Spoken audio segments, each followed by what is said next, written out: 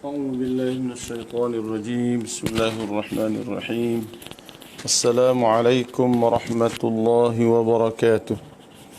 إن الحمد لله نحمده ونستعينه ونستهديه ونستغفره ونعوذ بالله من شرور أنفسنا وسيئات أعمالنا. من يهده الله فلا مضل له ومن يضلله فلا هادي له. اللهم صل وسلم وبارك على نبينا محمد وعلى آله وصحبه أجمعين. اللهم علمنا ما جهلنا وذكرنا ما نسينا. Sidang pendengar yang dikasihi sekalian, alhamdulillah kita bersyukur pada Allah Subhanahu wa taala pada malam ini kita dapat meneruskan kuliah maghrib kita di atas talian. Mudah-mudahan Allah Subhanahu wa taala merahmati kita sekalian. Insya-Allah dalam masa 40 minit kita bersama. Malam ni kita akan berkongsi sama hadis Rasulullah sallallahu alaihi wasallam yang berpesan kepada para sahabatnya supaya menjadikan mereka ini insan yang sentiasa mendapat keredaan daripada Allah Subhanahu wa taala. Malam ni kita dengan satu hadis riwayat seorang sahabat Nabi sallallahu alaihi wasallam namanya Abu Dzar radhiyallahu taala anhu. Abu Dzar radhiyallahu taala anhu berkata, "Qultu ya Rasulullah, ma kanat suhufu Ibrahim?" Wahai Rasulullah, apakah dia isi kandungan dalam suhuf Ibrahim? Dalam agama kita ni kawan-kawan sekalian, kita ada suhuf, kita ada kitab. Kitab yang besar kita ada 4 kitab, iaitu adanya kitab Taurah, kitab Zabur, kitab Injil, kitab Al-Quran. Kemudian kita ada lembaran-lembaran kecil, ibarat daripada kitab-kitab yang kecil Allah Subhanahu wa taala turunkan kepada nabi-nabi tertentu seperti Nabi Allah Syith alaihi salam, Nabi Allah Ibrahim alaihi salam, Nabi Allah Musa alaihi salam dan nabi-nabi yang lain. Jadi Abu Dzar radhiyallahu taala anhu berkata, "Wahai Rasulullah, apakah dia kandungan dalam suhuf Ibrahim?" Kata Nabi, qala kanat amsalan kullaha, semuanya adalah perumpamaan-perumpamaan. Ayyuhal malikul musallatul mubtalal maghrur, kata Allah dalam suhuf Ibrahim, wahai pemerintah yang berkuasa, yang diuji, yang sentiasa terpedaya. Inni lam ab'aska litajma'ad dunya ba'daha ala ba'din. Aku tidak membangkitkan kamu untuk mengumpulkan kekayaan dunia setengah kamu ke atas setengah yang lain. Walakinni ba'astuka litarudda anni da'watal mazlum. Tapi aku utuskan kamu untuk menolak dan menyelesaikan akan orang-orang yang kena zalim. Bila kita ada kuasa, kena tolong orang yang kena zalim. Fa inni la arudduha wa in kanat min kafirin. Karena aku tidak menolak permohonan orang-orang yang kena zalim ini walaupun dia seorang yang kafir. Wa 'alal 'aqili ma lam yakun maghluban 'ala 'aqlihi an yakuna lahu sa'at. Dan bagi orang-orang yang ada akal fikiran, selama mana nafsunya tidak mengalahkan akal fikirannya, hendaklah ia mempunyai beberapa tempoh masa. Fasa'atun yunaji fiha rabbahu, satu masa dia kena ada satu masa untuk dia bermunajat kepada Tuhannya. Wasa'atun yuhasibu fiha nafsahu, satu masa yang lain dia kena muhasabah diri dia. Wasa'atun yatafakkaru fiha fi sun'illahi azza wa jalla, satu masa yang lain dia kena ada untuk dia berfikir pada kejadian Allah Subhanahu wa taala. Dan wasa'atun yakhlu fiha lihajatihi minal mat'ami wal mashrabi, ada satu masa yang lain dia kena bersunyi diri untuk dia memenuhi keperluan dia dari sudut makan dan sudut minum. Dalam pesanan Nabi kepada Abu Dzar radhiyallahu taala anhu seperti disebut dalam kandungan suhufi Ibrahim, Bila Abu Dzar bertanya Rasulullah sallallahu alaihi wasallam, wahai Abu Dzar, wahai Rasulullah, apakah dia kandungan suhuf Ibrahim? Maka di antara kandungan suhufnya ialah begini maksudnya. Dia kata bahawa kanat amsalan kullaha, semuanya adalah perbandingan. Amsal artinya perbandingan yang disebutkan. Di antaranya Nabi kita pilih perkataan ini, ya, yang disebut dalam kitab Suhufi Ibrahim. Ayyuhal malikul musallatul mubtalal maghrur. Wahai raja, yakni wahai Perdana Menteri, wahai orang-orang yang ada kuasa, wahai khalifah, wahai presiden, wahai orang-orang yang berkuasa, yang ada kuasa, tapi kamu kena ingat, kamu ini adalah insan yang al-mubtala, orang yang diuji oleh Allah Subhanahu wa taala. Semakin kita ada kuasa, semakin besar ujian Allah. Sebab tu tuan-tuan sekalian, jawatan yang kita pegang ini bukannya satu kemuliaan. Wazifah yang kita pegang ini bukannya satu tasyrif, satu kemuliaan, tapi dia merupakan satu taklif, yakni satu bebanan yang mesti dipikul dan dijawab oleh kita semua. Jadi kata Rasulullah, dia kata ayyuhal malikul musallatul mubtala al maghrur. Maghrur artinya orang yang diperdaya. Biasanya kita bila kita ada kuasa, jadi orang besar, kita akan terpedaya dan kita akan rasa kita hebat, kita akan rasa segala-galanya, illa melainkan orang yang dirahmati oleh Allah Subhanahu wa taala.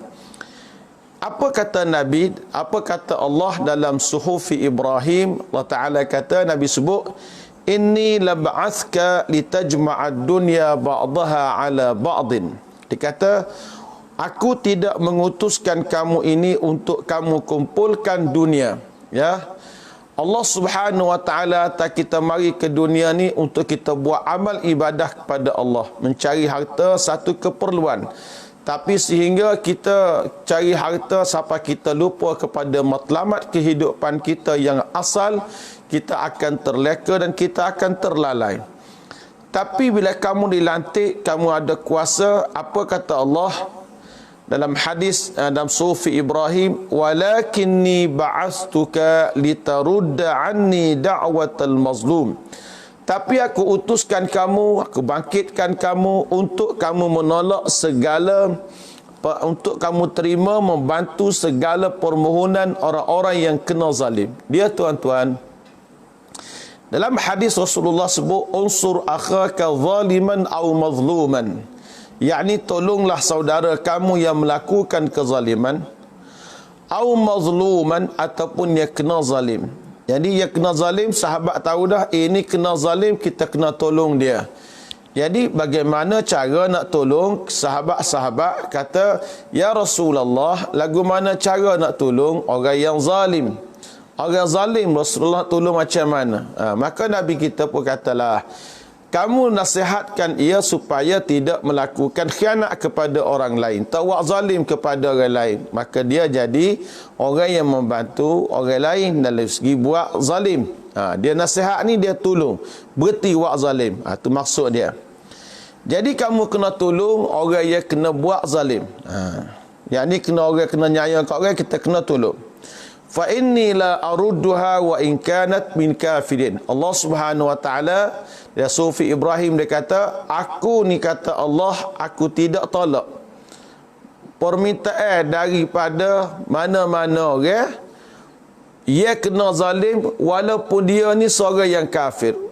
Walaupun dia ni kafir, ni orang bukan Islam, tapi ada orang khianat dia, Allah Ta'ala akan tolong orang kena khianat tadi. Wa in kanat min kafirin.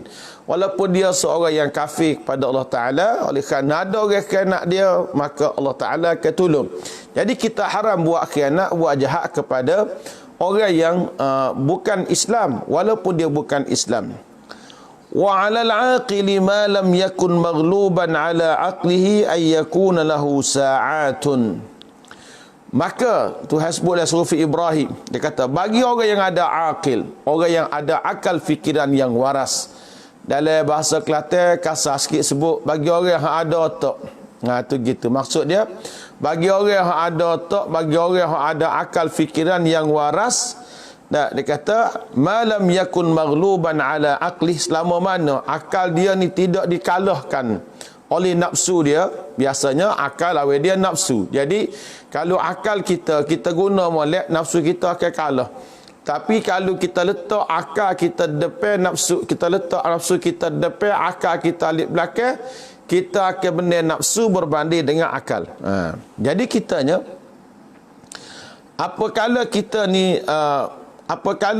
ni tidak dikalahkan oleh nafsu, akal kita ni waras, maka ayyakuna lahu sa'atun, kita kena bahagikan masa kita tiap-tiap hari ni kepada beberapa perkara. Ini pesanan Allah Ta'ala dalam suhuf Ibrahim, bahawa seorang manusia yang berjaya ni, dia kena bahagikan masa dalam hidup dia sehari tengah hari ni kepada 4 perkara, sahabat semua. 4 bahagian masa kita kena bagi, ya. Pertama sekali ialah kita kena bagi masa. Masa ni tuan-tuan kena kaji molek. Allah Ta'ala kita masa ni adalah modal segala-gala. Bila kita habis tak ada masa, kita tak ada umur. Umur kita ni adalah modal kepada kehidupan kita. Kalau kita nego, kita kena ada pitih. Pitih ni modal kepada perniagaan kita. Maka hidup kita ni satu perniagaan, modalnya ialah masa. Kalau masa kita sudah habis, umur kita sudah habis, kita sudah tidak boleh buat amal ibadah lagi kepada Allah Subhanahu wa Ta'ala. Seperti mana orang yang meninggal dunia. Hari ini ada jiran hamba seorang meninggal dunia. Suami dia meninggal 4 tahun yang lepas, tahun 2016. Dan dia meninggal pada pagi tadi. Bangun nak solat tahajud, nak sahur, kemudian masuk bilik air, rebah, dia pun meninggal dunia. Inna lillahi wa inna ilaihi raji'un. Seorang yang amat dermawan. Baik. Jadi kawan-kawan sekalian, masa. Jadi masa kita ni dalam sehari semalam, contoh. Dalam sehari semalam kita ada masa sebanyak 24 jam. 24 jam kalau kita kali dengan 60 minit sejam, dia terbit 1440 minit. 1440 minit. Maka dalam 1440 minit ni, sebanyak satu hari ni, kita kena bagi masa kita ni kepada 4 perkara. Ni kata Allah dalam suhuf Ibrahim, 4 perkara kena bagi. Bahagian yang pertama ialah fasa'atun yunaji fiha rabbahu. Ada satu masa yang kita kena bermunajat kepada Tuhan kita. Masa khusus kita duduk, kita munajat dengan Allah. Kita bercakap dengan Allah Ta'ala. Tak kira lah kita macam kita buat ibadat ke Tuhan ke, dalam tiap-tiap hari. Bermula daripada kita bangun tahajud alik pagi, bangun tahajud di sebelah pagi, kemudian kita sembahyang subuh, kita berzikir pada Allah Subhanahu Wa Taala, kita baca Quran, kita dengar kuliah agama, kita buat kerja sikit, kita sembahyang sunat duha, kemudian kita ambil pula sembahyang zuhur, sunat sebelum zuhur, masa sembahyang zuhur, sunat lepas zuhur, kita rehat balik, kita buat aktiviti kita sembahyang asar pula. Sunat belum asar, sembahyang asar pula, buat aktiviti lagi hidup kita. Masuk maghrib pula, lepas maghrib kita ada program kita sendiri. Isya pula, lepas isya duduk sebentar, kita istirahat, kita tidur. Artinya kita kena ada masa untuk kita bermunajat kepada Allah Azza wa Jalla. Kena ada sela masa kita dengan Allah. Khususkanlah masa ikut keselesaan tuan-tuan dengan Allah Ta'ala. Tapi masa waktu semaya tetaplah, iaitu subuhnya, pagi, zuhur, tengah hari, asarnya, petang, maghrib, pati, isyanya, malam. Itu masa tu. Kita kena ada masa lagi khusus. Ambillah beberapa sela masa kita ni supaya kita sentiasa bermunajat dengan Allah Subhanahu Wa Taala. Satu masa khusus bermunajat dengan Allah. Kalau boleh tuan-tuan, di rumah kita ni, biarlah kita ada satu masjid khusus di rumah kita. Maksud saya tempat kita salat, tempat kita bermunajat dengan Allah Subhanahu Wa Taala. Kalau hamba ini bilik buku saya.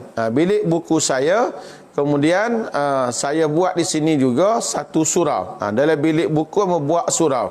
Maka salat jemaah di sini dengan keluarga hamba, dengan segala kelengkapan dia, dengan Qurannya, dengan buku doanya, dengan tasbihnya, semua ada sini.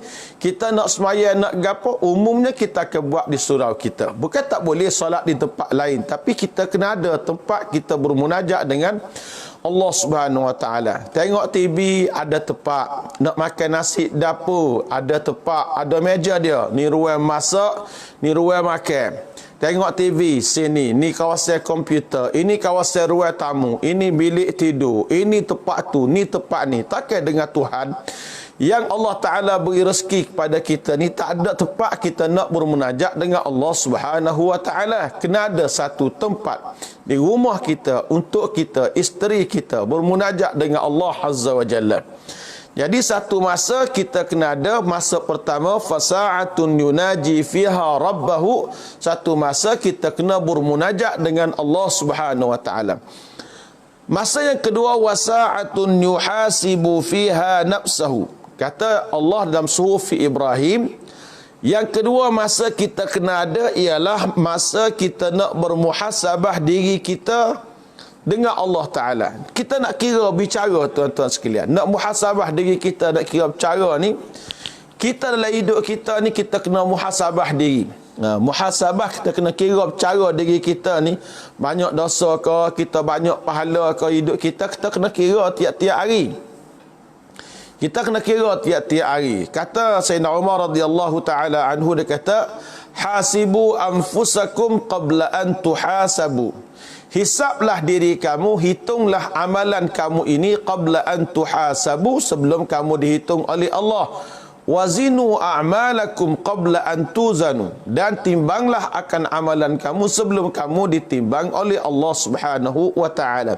Bila kita muhasabah, kita akan dapati kita buat tiap-tiap hari ini ada baiknya, ada buruknya. Katakanlah tuan-tuan sekalian, saya ambil satu buku lah contoh ya. Katakanlah ini buku amalan kita. Ini buku amalan kita. Ini saya ambil satu buku ni, tajuk buku ialah Zikir Berganda. Ini bukunya. Baik. Katakanlah ini buku amalan kita. Maka amalan kita buat ni ada dua.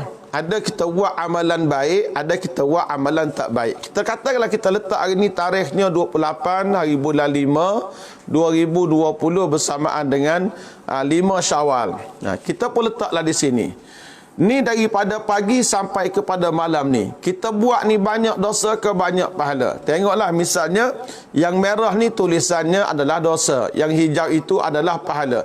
Kita pun tengok, oh aku hari ni aku banyak buat dosa, aku banyak buat kesilapan dengan Allah Subhanahu wa taala. Jadi tuan-tuan, kita pun tengok, bila kita banyak buat dosa, kita ambillah satu hadis Rasulullah sallallahu alaihi wasallam yang sebut pada kita semua bahawa bila kita buat dosa siang hari, jangan bagi siapa malam hari untuk kita ni bertaubat pada Allah Subhanahu wa taala. Kalau kita buat dosa pula malam hari, jangan wisapa kau pagi esok untuk kita bertaubat dengan Allah.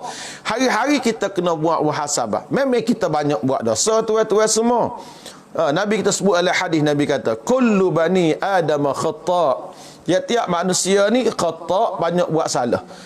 Wa khairul khata'ina at-tawwabun. Dalam ramai-ramai orang yang banyak buat salah ni, yang paling baik sekali ialah orang yang at-tawwabun, dia banyak bertaubat dengan Allah Subhanahu wa taala.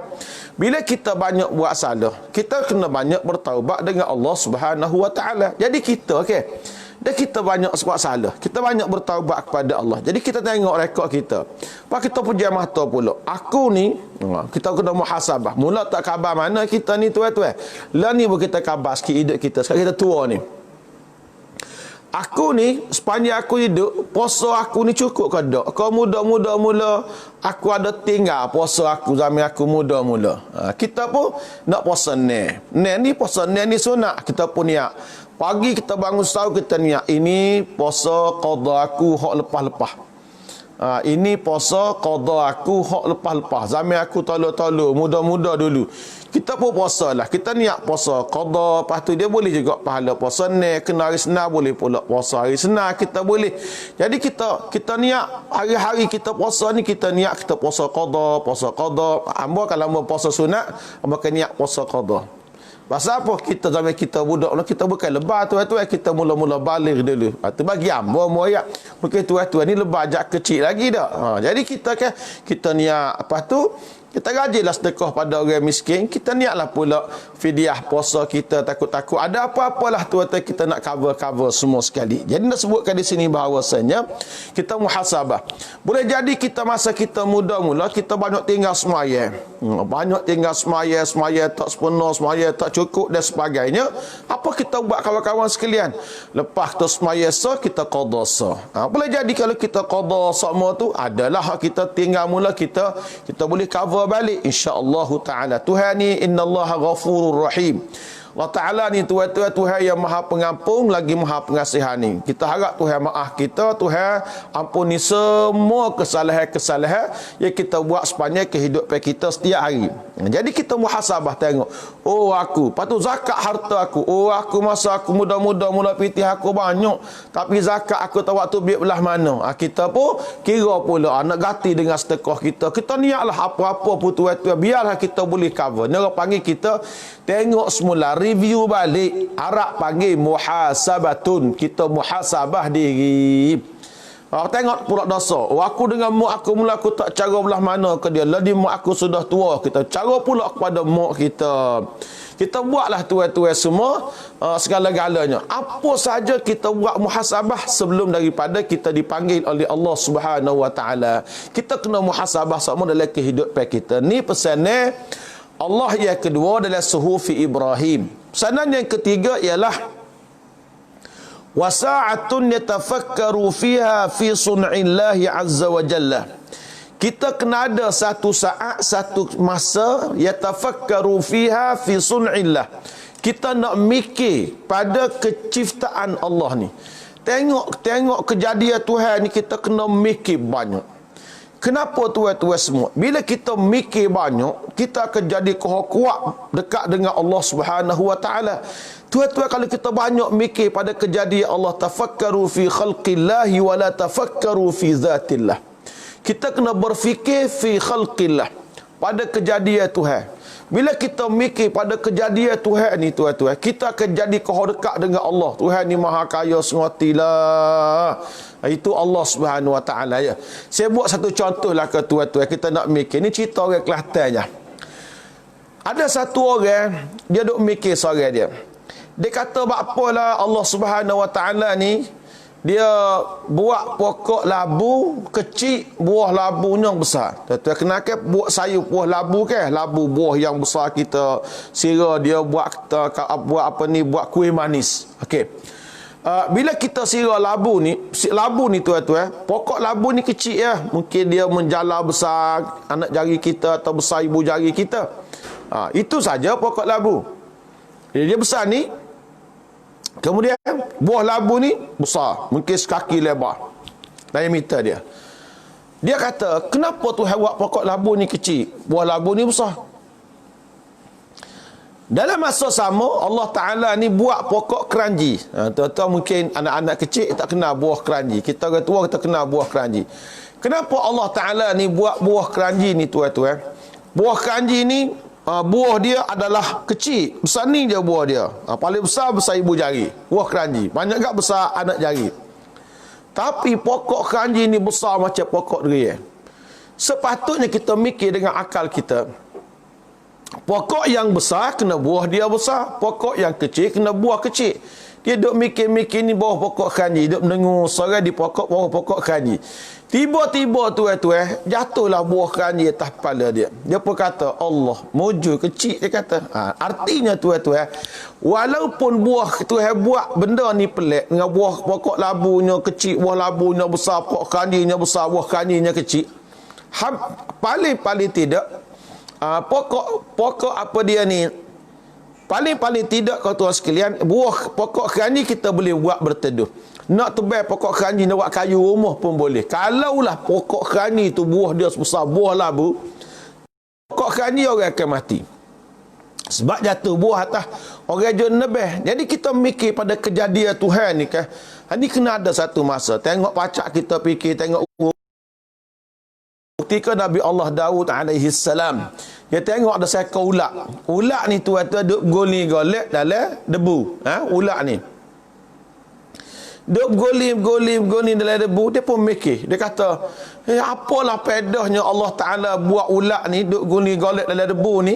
Maka Allah Ta'ala ilhamkan kepada Nabi Allah Daud alaihi salam. Ulat ni kata, ya Daud, wahai Daud, dia kata tak, walaupun aku duduk berguling-guling, aku duduk guling-guling dalam debu ni, dia kata, tapi setiap kali aku berguling ini, aku sentiasa berzikir kepada Allah Azza wa Jalla. Aku berguling dalam debu, tapi setiap kali aku berguling, aku berzikir kepada Allah Azza wa Jalla. Nak sebutkan di sini bahawasanya, tengok satu benda ni kita kena banyak berfikir. Bila kita berfikir, kita akan melihat di sana kebesaran Allah Subhanahu wa taala. Dalam Al-Quran tuan-tuan tengok banyak ayat yang berakhir dengan la'allakum tatafakkarun. Inna fi khalqis samawati wal ardi wa ikhtilafil laili wan nahari la ayatin. Satu tanda kebesaran Allah Taala. Kita pun tengok, masya-Allah, masya-Allah, inna fi khalqis samawati wal ard. Sesungguhnya pada kejadian langit dan bumi, wa ikhtilafil laili wan nahar, dan persisihan malam dan juga siang, la ayatin liqaumin yatafakkarun. Satu tanda kebesaran Allah Subhanahu wa taala bagi kaum yang suka berfikir. Jadi kita hidup ni kena ada satu masa kita berfikir pada kejadian Allah. Tuan-tuan tengoklah apa saja, tengok langit, tengok bumi, tengok laut, tengoklah apa-apa saja, kita berfikir, kita akan nampak ini kebesaran Allah Subhanahu wa taala. Ini satu masa kita kena ada. Masa keempat ialah wasa'atun yakhlu fiha lihajatihi minal mat'ami wal mashrabi. Dalam suhufi Ibrahim sebut Allah Taala berfirman, kena ada satu masa kamu ni duduk sunyi diri kerana kamu mencari rezeki. Hidup kita ni tuan-tuan satu sela masa kita kena ada mencari rezeki. Lihajatihi, kita mencari rezeki kita. Untuk kita makan, untuk kita minum. Cari rezeki, jangan minta sedekah dengan orang. Kita nak mat'ami wal mashrabi. Kita nak makan, nak minum, kita kena bekerja. Kita pergi menolong kita ke, kita tanam padi ke, kita pergi ke pejabat ke, kita apa-apa perniagaan, bisnes, pekerjaan yang kita buat, itu kita kena ada. Tapi tuan-tuan, sambil-sambil kita bekerja, kita boleh lagi masuk, kita dengar Allah bermunajat, kita berzikir pada Allah Ta'ala. Saya waktu belajar di Mekah tahun 90-an dulu, saya suka pergi ke satu kedai. Kedai ni ada orang Arab Yaman, dia jual permata akik Yaman. Dia jual permata akik Yaman. Satu orang tua, syekh, dia tua dah umur 70, janggut dia putih. Nampak orangnya macam warak duduk dah. Amo duduk di kedai dia tu, dia tu gotai wasbih. Subhanallah, subhanallah, subhanallah. Jadi dia meniaga permata akik Yaman dan sebagainya. Tapi lidah dia sentiasa berzikir kepada Allah Subhanahu wa taala. Yani orang yang hidupnya dalam masa mencari rezeki pun dia boleh berzikir kepada Allah Subhanahu wa taala. Jadi kawan-kawan sekalian, kita kena ada satu sela masa kita bekerja mencari rezeki. Biarlah kita mencari rezeki ini kerana Allah untuk keperluan kehidupan kita. Allah Taala akan mudahkan kita. I'malu, kata Nabi. I'malu fakullun muyassarun. Bekerjalah kamu kerana setiap daripada kamu dipermudahkan oleh Allah Subhanahu wa taala untuk kerja dia. Seorang dipermudahkan oleh Allah untuk menjadi cikgu, ya, untuk menjadi seorang guru umpamanya dan sebagainya. Jadi ni orang kata benda yang perlu kita buat dalam kehidupan kita. Jadi kesimpulan kepada pesanan pertama dari kitab Suhufi Ibrahim ialah ada satu masa kita bermunajat dengan Allah. Masa yang kedua kita muhasabah diri. Masa ketiga berfikir pada kejadian Allah Subhanahu wa taala. Dan masa keempat ialah kita kena ada masa kita bekerja mencari nafkah kehidupan seharian kita supaya kita sentiasa memenuhi keperluan hidup kita dengan tidak kita minta sedekah untuk kita makan dan untuk kita minum. Kemudian wa 'alal nadha'inan illa li thalathin tazawwudin li ma'adin aw marammatin li ma'ashin aw ladzatin fi ghairi muharramin. Wa 'alal 'aqili an yakuna basiran bi zamanihi muqbilan 'ala sya'ni lisanihi wa man hasiba kalamahu min 'amalihi qalla kalamuhu illa fima ya'ni. Qultu ya Rasulullah. Baik.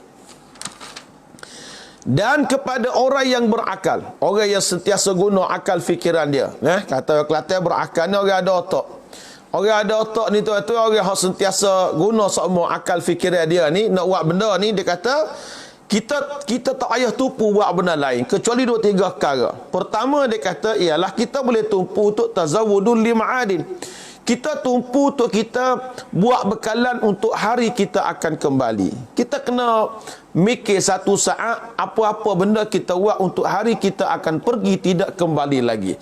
Ini satu saat yang mesti akan tiba.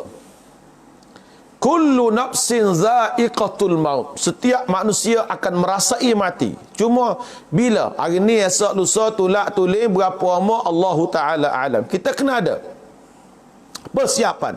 Buatlah bekalan yang sebanyak-banyaknya untuk kita ni menghadap Allah Subhanahu Wa Ta'ala. Kita buat setiap hari, ini bekalan aku untuk aku pergi ke akhirat. Buat ini bekalan aku. Tuan-tuan, umur 50, 60 kita abaikan dunia. Kita kerja, betul kita kerja mencari rezeki, tapi janganlah mencari rezeki kita sampai kita lupa dengan Allah Subhanahu Wa Ta'ala. Kita kena ada masa kita menambah masa kehidupan kita untuk dekat dengan Allah Subhanahu Wa Ta'ala. Dan kita hidup ni kena ada masa untuk kehidupan kita. Kita menikmati akan kehidupan kita, ataupun boleh kita berlazat-lazatan dalam kehidupan kita, tuan-tuan sekalian, dengan syarat fi ghairi muharramin, bukan pada perkara diharamkan oleh Allah Subhanahu Wa Ta'ala. Wa 'alal 'aqil, dan kepada orang yang mempunyai akal fikiran lagi, ayyakuna basiran bi zamanihi. Ini satu perkara, tuan-tuan sekalian. Orang yang ada akal fikiran ini juga ialah dia kena sentiasa peka dengan masa dia. Dia kena peka dengan keadaan persekitaran dia. Kalau kita ni orang ada akal fikiran betul-betul, kita kena peka keadaan di sekeliling kita. Katakanlah hari ni kita suasana PKP kita belum tamat. Kita ni PKPB bersyarat dah. Buat apa bersyarat? Pergi pasar bersyarat. Pergi pejabat pula bersyarat. Bertemu orang pula bersyarat. Semua kita ada syarat belaka. Jadi kita ni, bila kita ada akal fikiran, kita kena basiran. Kita kena peka dengan zaman kita. Zaman kita ni macam mana? Hari ni zaman kita macam ni. Mungkin esok lain, mungkin keadaan kita lain. Itu orang panggil kita kena peka dengan zaman kita. Kita hidup pada hari ni di zaman sains teknologi. Dulu kalau kita duduk di pejabat, sekejap kita hilang. Mana pergi tu? Pejabat pos. Pasal apa? Bayar elektrik. Katakanlah begitu. Bayar elektrik lah, buah macam-macam. Hari ni tuan-tuan, bayar elektrik bukannya susah. Atas katil nak tidur boleh bayar elektrik. Pegang telefon, buka. Jom pay. Bayar elektrik kita boleh bayar. Tak payah kita pergi ke mana-mana. Nak bersedekah. Dulu kita sedekah mungkin ada orang tengok RM10, RM20, RM30. Hari ni kita boleh sedekah. Tengok mana-mana ada tabung-tabung, nombor-nombor akaun yang ada, kita pun ambil letak dalam telefon kita. Hari-hari kita boleh bersedekah daripada rumah kita. Tekan telefon, tengok boleh sedekah. Walaupun RM2, RM3, RM10. Kita boleh bersedekah. Artinya kawan-kawan sekalian, kita kena peka dengan masa kita. Kita mendidik anak-anak. Anak-anak kita di zaman dulu dah didikannya lain. Ayah kita mendidik kita dengan cara dia. Kita mendidik anak kita dengan cara kita. Sebab zaman ayah dulu berbeza dengan zaman kita. Jadi orang ada akal ni, dia peka dengan zaman dia. Ala syani, dia sentiasa peka dengan keadaan dia. Aku ni mungkin akan berdepan dengan isu sekian-sekian. Orang yang cerdik ni kawan-kawan, dia berfikir dah, buat benda ni akan jadi gini, buat benda ni jadi gini. Kita kena jagalah. Buat benda ni keadaan dia. Kalau aku bawa kereta laju, pecah tayar, aku akan mati. Contoh, masuk hospital. Siapa dia susah. Kalau aku congek atas motor, menerak atas motosikal, apa akan jadi dengan aku? Tu orang panggil orang yang peka dengan benda yang duduk depan dia. Kalau aku malas buat amal, aku mati, aku masuk neraka. Aku malas sedekah, aku mati, tinggalkan harta atas dunia, tapi pergi ke akhirat dengan tidak ada apa-apa bekalan. Jadi orang mukmin ni tuan-tuan, hidup dia sehari tengah hari dia memikir, buat gini sana, buat sini sana. Dia peka dengan keadaan dia. Itu sifat orang yang beriman pada Allah Taala. Orang ada akal itu keadaan dia. Nak buat gini, ni jatuhnya. Buat begini, ni keadaannya. Katakanlah hari ni dah, banyak orang kata tak baik, kata perkataan yang tidak elok kepada orang lain dalam Facebook. Dalam Facebook, dia gunakan Facebook dia untuk menghentam orang, untuk kata kepada orang lain, untuk mendedahkan keaiban seseorang, untuk mengumpat seseorang, untuk mencaci seseorang, mencela seseorang, buat gambar seseorang. Kalau kita orang berakal, tak buat kerja macam ni. Sebab apa benda kita buat ni tuan-tuan, dosa dia tu ada. Dulu kalau kita mengumpat kepada si, kita bercakap dengan B, umpat pada si. Hanya kita dengan B saja. Tapi hari ni kita mengumpat kepada si dalam Facebook, dalam grup WhatsApp. Tak? Jadi, kalau mengumpat dalam grup WhatsApp, katakanlah, ataupun dalam Facebook, dia tak akan hilang dah. Benda kita masuk dalam maya ni tuan-tuan, siapa bila pun tak akan hilang. Contoh kuliah saya ni. Saya kuliah hari ni 28 ni bulan 5 tahun 2020. Mungkin 50 tahun akan datang, anak cucu saya boleh tengok balik, oh ni rupa tok saya kuliah tahun 2020 dahulu musim PKP. Kalau kita letak di sini dalam Facebook, dalam maya kita ni kawan-kawan, sampai bila pun benda tu akan ada. Kalau kita mengumpat kita jariah, berkekalan. Tulis benda tak bagus, berkekalan. Mencela orang, berkekalan walaupun kita sudah mati. Jadi orang mukmin nak buat benda ni, dia kena tengok pada risiko dia. Mukminan ala syad. Tengok baik-baik. Buat gini, ni risiko dia. Buat macam ni, ini risiko dia. Kita orang mukmin, dia kena fikir macam tu. Jadi tuan-tuan, nak tulis apa di Facebook, nak kata apa di Facebook, nak buat apalah, Facebook ke, Instagram ke, Messenger ke, WhatsApp ke, apalah, betul-betul tawassul ni, betul-betul dunia moden maya baru ni tuan-tuan, tengok baik-baik, takut dosanya begitu lama. Jangan tuan-tuan sekalian, buat benda yang berfaedah untuk akhirat kita sahaja. Jangan kita buat benda-benda yang tidak berfaedah.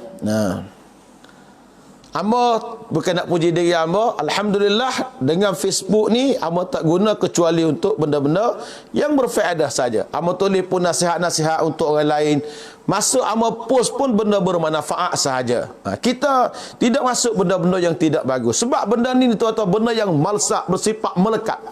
Bila benda dia bersifat melekat, sampai bila-bila pun dia akan melekat akan dosa dia. Kalau kita buat pahala kita melekat.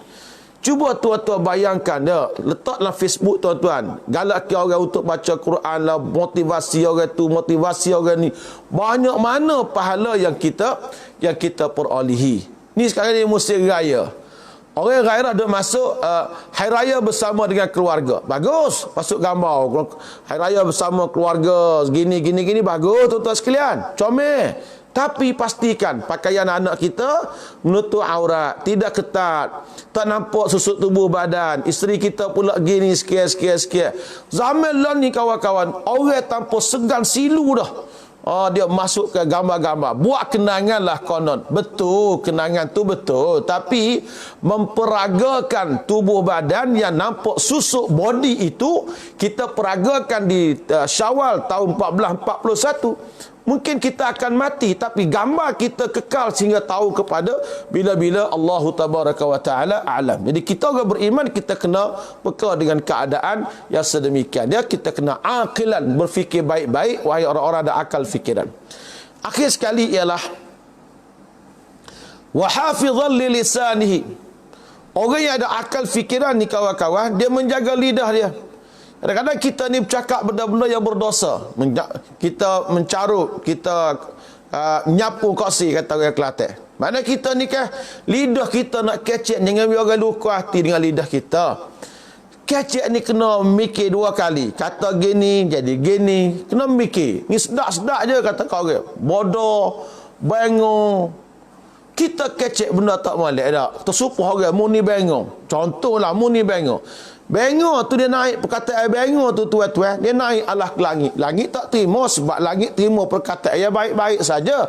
Ilaihi yas'adul kalimut thayyib wal 'amalus salihu yarfa'uh. Kepada Allah Taala ni tuan-tuan naik perkataan yang baik-baik saja. Amalan soleh saja diangkat kepada Allah. Perkataan tak baik kita sebut ni tuan-tuan, dia pun naik sapa ke hadrat ilahi. Dak. So, naik sapa ke langit, pintu langit tak terima, dia pun turun bumi. Bumi pun tak terima. Dia pergi kepada orang yang kita kata tu, "Hey bengar." Dia tu bengar ke tak? Kalau dia tak bengar, dia akan balik semula kepada kita hak jong ngata. Akhirnya kita menjadi bengar. Jadi lidah kita ni kena jaga nak bercakap benda-benda, biarlah benda-benda hak baik-baik belaka. Jangan berkecek perkataan-perkataan yang tidak baik sebab dimurkai oleh Allah Subhanahu wa taala. Wa man hasiba kalamahu min amalihi qalla kalamuhu illa fi ma ya'ni.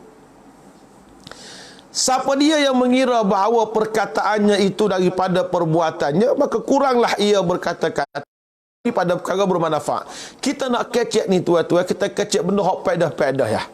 Kalau benda tak pedah kasih, benda mencaruk lah, benda-benda gini-gini, kita payahlah.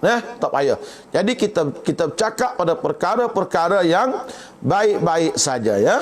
Perkara yang tak baik yang kita bercakap. Kita kurangkan bercakap perkara yang tidak menguntungkan kita. Bercakap pada perkara-perkara menguntungkan kita, kita akan selamat di dunia dan kita akan selamat di hari akhirat nanti insya-Allah. Ini di antara kandungan Suhufi Ibrahim yang disebutkan oleh Nabi kita sallallahu alaihi wasallam menjawab pertanyaan Abu Dzar radhiyallahu tabaraka wa taala. Insya-Allah tersambung lagi kawan-kawan sekalian dengan suhuf Musa alaihi salam.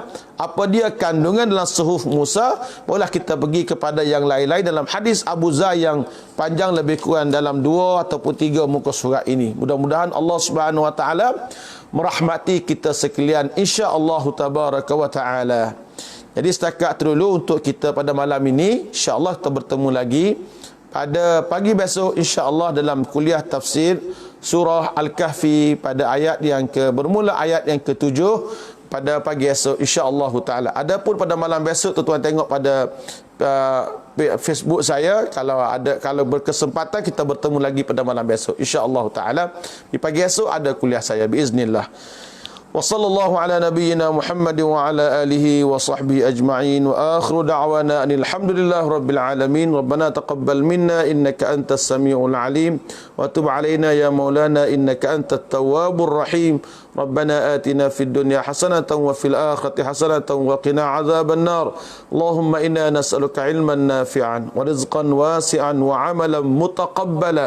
ربنا آتنا في الدنيا حسنة وفي الآخرة حسنة وقنا عذاب النار. وصلى الله على نبينا محمد وعلى آله وصحبه أجمعين والحمد لله رب العالمين. والسلام عليكم ورحمة الله وبركاته.